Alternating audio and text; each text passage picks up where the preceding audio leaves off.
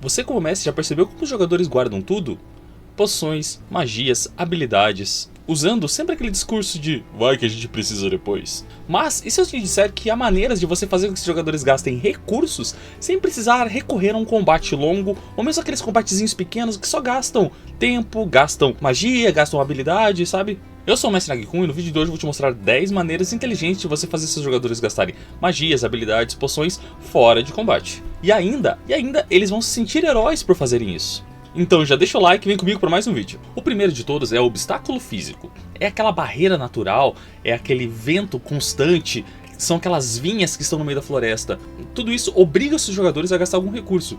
Seja ele uma poção, seja ele gastar um tempo cortando as vinhas, seja usando um pergaminho de patas da aranha. Esses recursos forçam os jogadores a pensarem de maneira inteligente, não só o vamos precisar escalar esse paredão aqui, então eles vão ter que ter pitões, vão ter que ter corda, alguém vai ter que gastar um tempo escalando, cravando os pitões na parede.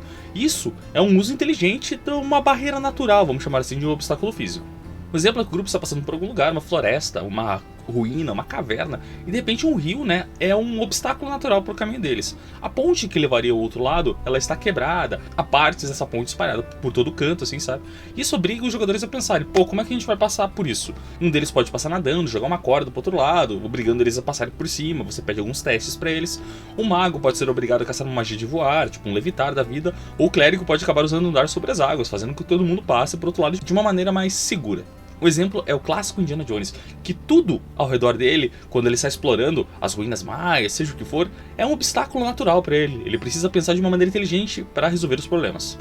Nada gasta mais recursos do que a natureza, do que o terreno desafiando os jogadores. Use também o ambiente como uma dificuldade para seus jogadores. Clima extremo, frio, vento forte, veneno, radiação mágica, é uma coisa que eu não usei, mas eu gostaria muito de usar. Tudo drena o recurso dos jogadores para que eles sobrevivam àquele desafio. Isso faz que os jogadores tenham que pensar também de uma maneira inteligente. Como que a gente vai resolver esse problema? Como que a gente vai passar por esse lugar quente? Como que a gente vai passar por esse lugar frio? Como que a gente vai passar por esse vento que não para de ventar forte? Redundante. Então você transforma esse ambiente em um inimigo vivo dos jogadores. Um exemplo é que o grupo está fazendo uma travessia pelo chamado Deserto Carmesim. O calor desse lugar é tão intenso que obriga os jogadores a usarem poções de resistência a calor e criar água quase que constantemente, assim, sabe? Em Mad Max Estrada da Fúria é pura sobrevivência. O cenário, o terreno, o ambiente é basicamente o inimigo natural deles. A falta de recursos, os carros chocando de uma maneira muito divertida, é legal aquele filme, entre outros. A natureza em si, ela não dá XP, você sobreviver a esse desafio não vai te dar XP, mas ela faz com que os jogadores sintam um certo medo, sempre do que virá depois desse desafio. Usar rituais na sua campanha RPG também é um meio legal de fazer seus jogadores gastarem recursos. Os jogadores devem pensar que essa magia poderosa que eles estão invocando, ou mesmo dissipando, deve gastar vários recursos dele, seja componentes raros, magias de alto ciclo, dinheiro, poções, talvez alguns pergaminhos que eles tenham que fazer algumas dungeons, ou mesmo comprar em cidades e guildas. Porque usar esses rituais na sua campanha RPG é uma maneira tão legal de fazer os jogadores gastarem recursos. Dá peso às decisões dos jogadores porque faz com que eles pensem o quanto vale a pena gastar para esse ritual. Você também faz com que esses jogadores usem magias de utilidade real. Precisamos que eles castem luz, precisamos que eles castem, por exemplo, dissipar magia, precisamos que eles usem Counter Spell, entre outros. Não necessariamente nessa ordem. Um exemplo aqui, que os jogadores estão correndo para uma dungeon, porque eles sabem que naquela dungeon há um perigo extremo. Ao chegar ao fundo da dungeon, eles encontram um portal e ele está prestes a ser quebrado, assim, sabe? Tipo, do outro lado eles veem demônios, diabos, seja o que for, slades. Um mago se aproxima, lê talvez as runas ao redor do portal, assim, e percebe que eles precisam fazer um alto custo, não apenas em, vamos gastar uma magia aqui e dissipar isso, não. Eles precisam comprar incensos para purificar esse lugar e uma magia de slot muito alto, assim, sabe? Algo que talvez eles não tenham acesso ainda. Voltando à cidade, eles descobrem que para conseguir fazer isso, o custo é extremamente elevado. Eles gastam muitas peças de ouro para comprar incenso e o preço do pergaminho é extremamente elevado. É um custo alto para jogadores fecharem esse portal. Doctor Strange da Marvel ele usa tempo e energia como os custos para conjurar as suas magias. Os rituais consomem muito mais que apenas recursos, mais que componentes. Eles colocam uma decisão nos ombros dos jogadores, entre, por exemplo, fechar aquele portal, terminar aquele ritual ou não. A exploração do cenário também pode ser usada para fazer seus jogadores gastarem recursos. Assim como eu falei no começo que barreiras naturais são usadas para isso, aqui você faz o mesmo. Os jogadores precisam passar por uma travessia na montanha, eles precisam gastar recursos em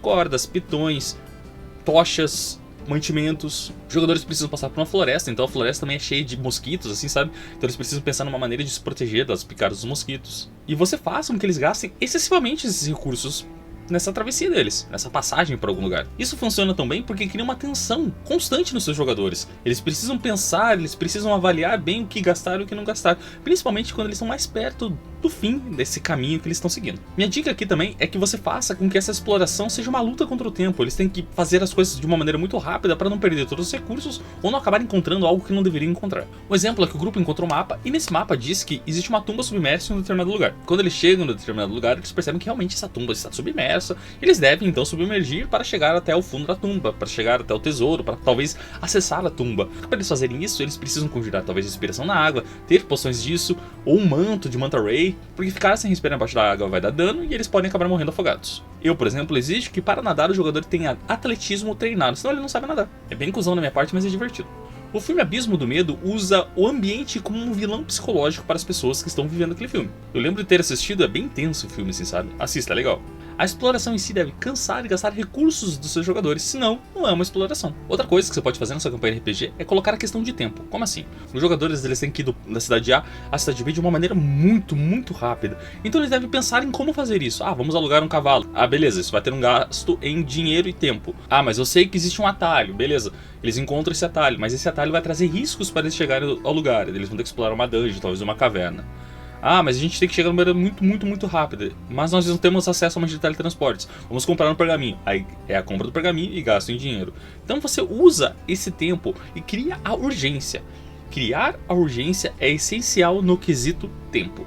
Esse tipo de gasto de recurso faz com que os jogadores tenham prazos e esses prazos tragam consequências, sejam elas boas ou ruins. Um exemplo aqui, o grupo então ele explorou uma cripta e no final da cripta eles tiraram o tesouro em cima de um pedestal. As portas atrás deles começam a se fechar e a sala começa a se encher de água. Eles notam que é uma corrida contra o tempo até eles saírem desse lugar. Você coloca ali alguns turnos para eles fazerem isso ou coloca simplesmente que eles têm que sair dali, senão eles vão morrer. A série 24 horas vive desse princípio. São tantas temporadas e eles sempre têm 24 horas para resolver esses problemas. Tempo gasto então é igual ao recurso gasto. Uma coisa que é muito legal de você colocar também são a questão dos enigmas vivos. Como assim? Esses são desafios intelectuais que fazem que os jogadores eles usem recursos mágicos para encontrar determinadas pistas numa determinada sala, seja detectar magia, magia de identificação ou mesmo traduções em runas que você espalha pela sala. O grupo então ele sente realmente um progresso, sente que eles estão indo para frente, mas eles têm um custo mágico, eles gastam poções, eles gastam pergaminhos, eles gastam os próprios magias para passar por esse desafio. O exemplo aqui é que o grupo precisa abrir a porta de uma biblioteca arcana, só que a cada vez que eles falham, eles têm sua energia mágica drenada, então eles perdem slots de magia toda vez que eles falham. É legal, né?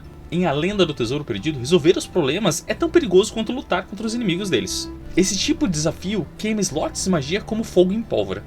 Você também pode usar NPCs em perigo para forçar os jogadores a gastarem recursos. Eles encontram um determinado NPC, esse NPC está machucado, então eles devem ajudar ou não, né, obviamente. Mas se eles resolverem ajudar, eles gastam uma magia de cura, eles gastam uma poção nessa pessoa. Isso é um desafio emocional e moral para os jogadores. Porque gastar o recurso em si não é só vou gastar o recurso assim, é um ato de nobreza, não um desperdício em si. E claramente você mostra que não ajudar essa pessoa traz uma consequência real, essa pessoa morre, talvez a família dele venha se vingar no futuro, ou alguém dentro de uma taverna acaba acusando os jogadores disso, não ter ajudado uma determinada pessoa, ou mesmo essa pessoa que eles salvaram acaba ajudando eles em uma quest futura. Um exemplo aqui é que o grupo está explorando uma determinada dungeon e do outro lado do salão eles veem um cara caído, talvez um aventureiro, e ele tá agonizando assim, né, tipo, lentamente respirando.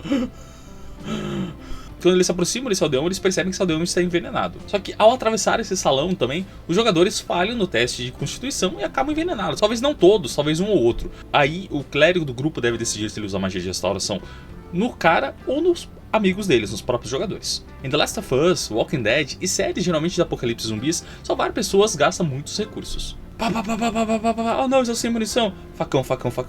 A empatia é o maior dreno de recurso que existe. Você também aplica mistérios sensoriais dos seus jogadores. Como assim?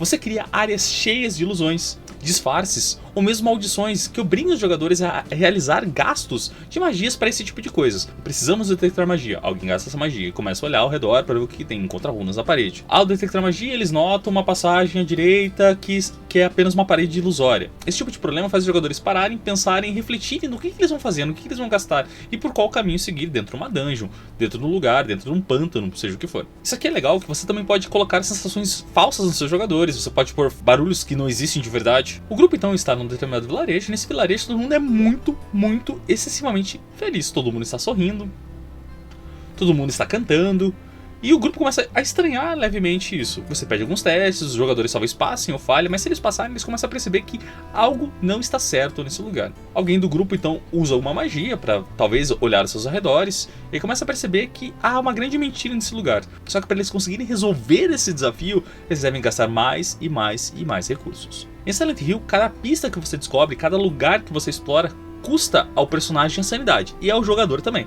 É bem pesado o jogo. O que não devia ser visto é o preço da verdade. Os jogadores gastam mais e mais recursos para tentar entender o ambiente ao seu redor. Outra coisa legal que você pode usar também é uma espécie de corrupção do ambiente, assim, sabe?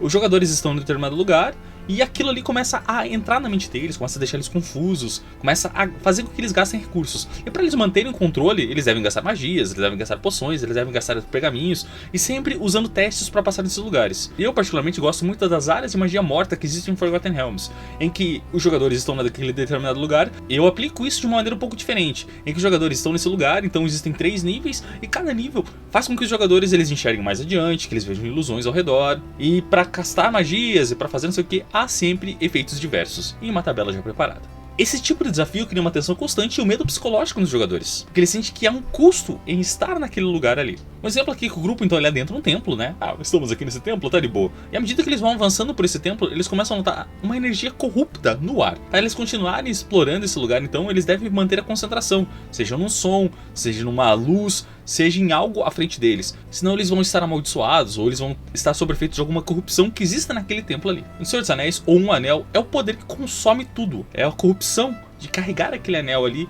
você perder a sua vontade e você se submeter ao mal. Você se submeter a Sauron. A tentação é o dreno mais poderoso que existe. Você também faz com que a única forma dos jogadores progredirem por uma dungeon para eles encontrarem pistas seja gastar um determinado recurso. Isso reforça a ideia de que coragem e risco são recompensados, incentivando os jogadores a usar a magia, usar esse poder de uma maneira muito criativa. Você cria segredos que apenas magias ou efeitos mágicos revelem dentro de uma sala, dentro de algum lugar.